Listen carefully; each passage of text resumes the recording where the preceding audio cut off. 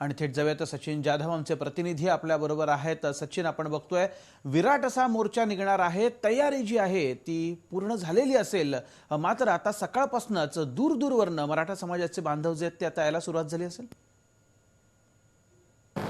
नक्कीच वैभव, गेल्या पश्चिम महाराष्ट्रातला हा 6वा मराठा क्रांती मुक मोर्चा आहे। या मोर्चासाठी सातारा जिल्ह्यासह पुणे आणि आजूबाजूच्या जिल्ह्यातील अनेक नागरिक जे आहेत ते या ठिकाणी यायला लागलेले आहेत। एकूणच पाहिलं तर या ठिकाणी हा मोर्चा जो आहे तो सगळ्यांचंच साताराच्या मोर्चाकडे लक्ष आहे।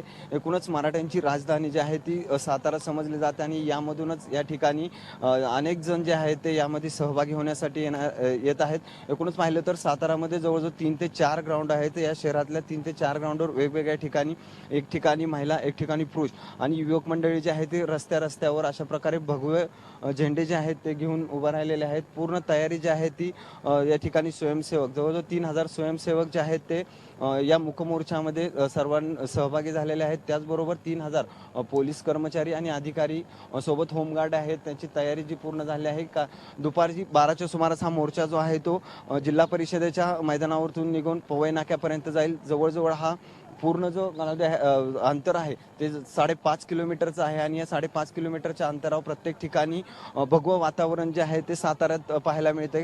याची तयारी जी आहे ते गेले जवळजवळ 15 दिवस झालं पूर्ण स्वयंसेवक जे आहे ते करत आहेत। त्यामुळं सातारा मोर्चाकडे सर्वांचंच लक्ष आहे।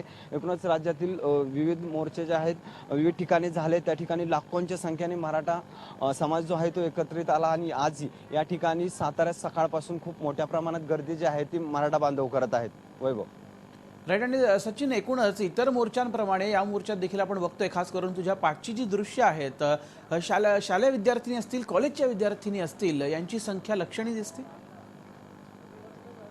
नक्कीच वैभव, इतर मोर्चाप्रमाणे या ठिकाणी माझ्या मागे पाहिलं तर खूप मोठ्या प्रमाणात मुलींचा सहभाग जो आहे तो या मोर्चामध्ये झालेला आहे। कारण या मोर्चा जे निघाले त्याला कारणही तसंच आहे।